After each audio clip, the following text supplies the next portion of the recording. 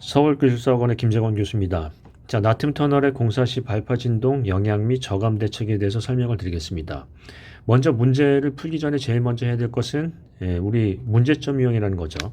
그러니까 문제점 유형에서는 제일 기본적인 것이 어떤 기준이나 검토에 대한 부분을 한 다음에 대책을 수립하죠. 그냥 마구잡이 대책이 아니라 어떤 영향범위나 기준을 설명을 한 다음에 대책을 할 수 있어요. 자, 그래서 1페이지에 먼저 쓸 수 있는 부분은 뭔가요? 1페이지에 대해서는 먼저 기준, 즉 발파 진동에 대한 허용 기준이 있죠. 발파 진동에 대한 어떤 허용 기준이 있다.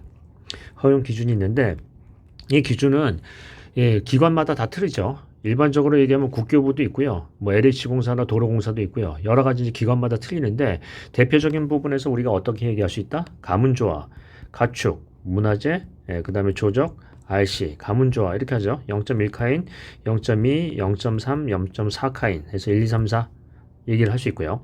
여긴 0.2에서 0.3카인이고요.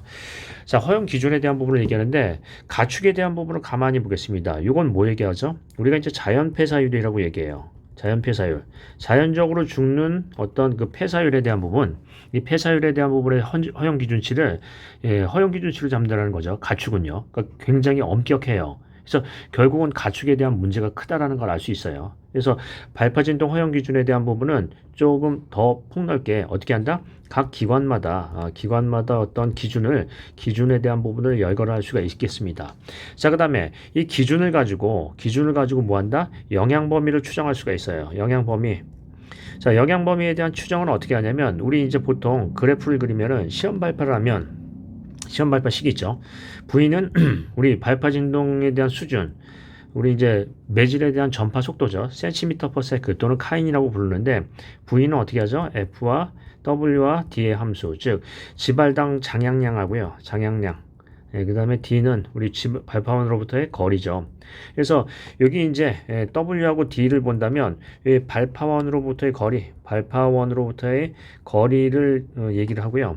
여기서는 이제 진동 수준, V를 얘기하면 거리가 멀수록 진동은 작아지겠죠. 그래서 보통 이제 20개의 발파 진동을 측정을 한 다음에 20개 이상에 대한 부분에서 회귀 분석을 하고요. 회귀 분석을 통해서 뭘 알 수 있다? 이 대표적인 어떤 곡선을 추정할 수가 있어요. 자, 그러면 이렇게 돼서 이걸 가지고 결과 어떻게 하냐면 발파 진동에 대한 영향이 이제 위치가 있으면 발파 위치가 있다라고 한다면 그 그림을 그릴 수 있죠. 자, 우리가 얘기하면 5카인, 3카인, 1카인, 0.5카인, 0.3카인 이런 식으로 발파에 대한 영향 범위를 추정할 수 있고요. 구조물이 만약에 여기에 위치하고 있다. 또는 여기에 위치하고 있다. 보면 구조물에 대한 일반적인 RC 구조물에 대한 기준이 얼마예요? 0.4카인이죠. 그러니까 0.4카인 선을 기준으로 해서 0.4카인 선을 기준으로 해서 여기가 아니라 바뀌겠죠.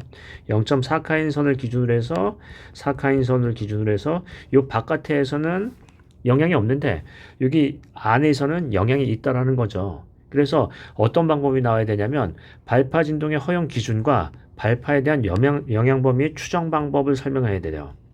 영향 방법은 어떻게 하죠? 자, 여기 이제 발파 진동 추정식을 시험 발파로부터 추정식을 구한 다음에 이 추정봉으로부터 어떻게 한다? 0.5카인 선, 0.3카인 선에서 어디를 추정하는 거예요? 0.4카인 선. 요 기준으로 해서 여기 내에 들어가면은 어떤 대책이 필요하다는 얘기죠. 즉 0.4카인 선 외에 있는 구조물이 일격된 부분에서는 필요 없다라는 얘기예요. 그래서 어떤 우리 영향 범위에 대한 추정을 한 다음에 영향 범위 내에 구조물이 있을 경우에 보완 대상이 있을 경우에 대한 대책이 나오는 거죠. 이해되시죠? 자, 그럼 이 페이지로 넘어가서 진동에 대한 영향이 있어요. 그럼 진동 영향, 진동의 영향 하면 영향 주는 요인을 쓰고 그 다음에 관리 방안을 쓰겠죠. 대책, 저감 대책을 쓴다. 자, 진동 영향은 어떤 부분이 있나요? 예를 들자면 뭐 여러 가지 얘기가 하겠지만 인적이냐, 물적이냐, 아니면 또는 내적이냐, 외적이냐 하는 건데 여기서 여러분께서 주의할 부분은 뭐냐면 내적에 대한 부분에서 콘크리트 라이닝에 대한 영향, 또 인적이나 생물학적인 부분에서 가축 또는 인간에 대한 어떤 문제, 이 부분에 대해서를 조금 더 구체적으로 써야 되겠습니다. 즉 무슨 얘기냐면 항상 어떤 민원에 대한 부분은 시설물도 중요하지만 인적인 어떤 분쟁이나 가축에 대한 부분 또는 어떤 라이닝 콘크리트 이런 데에서 문제가 많이 생기죠. 그러니까 현장에서는 이 얘기를 꺼낸다는 얘기고요. 자, 대책은 크게 이제 세 가지 대책으로 합니다. 자, 어떻게 해요? 경로에 따라서 발생원에 대해서 진동을 저감하는 대책, 매질, 즉 전파 경로에서 진동을 차단하는 대책, 그 다음에 맨 마지막으로 수진자에서의 대책이 있는데, 여러분께서 이제 제일 잘못하시는 부분 중에 하나가 수진자에 대한 대책을 구체적으로 써야 돼요. 즉 기술사에서는 대책이 가장 배점이 높죠. 채점에 대해서 배점 기준이 가장 높아요. 따라서 대책이 대충 나오면 점수가 나올 수가 없죠. 근데 대책에 대해서 수진자의 대책을 보면 수진자가 여러 가지가 있겠는데, 가축이라든지 어떤 인적에 대한 분쟁이라든지 인간에 대한 분쟁이라든지, 또는 이제 우리가 얘기하자면 뭐 가스 충전소가 있다라든지 충전소 주변에 예를 들자면 문화재가 있다라든지 이런 부분에 대해서 문제가 있으면 굉장히 엄격하게 해야 된다라는 거예요. 그래서 수진자 중심에 대한 대책을 조금 더 강조를 하셔야 되겠다 하는 거죠. 현장에서는 이게 이제 가장 큰 문제죠. 굴착을 하는데, 터널 굴착을 하는데 옆에 무슨 주유소나 가스 충전소, 보안 건물이 있다라고 한다면 거기에 발파를 빵빵 때릴 수는 없을 거예요.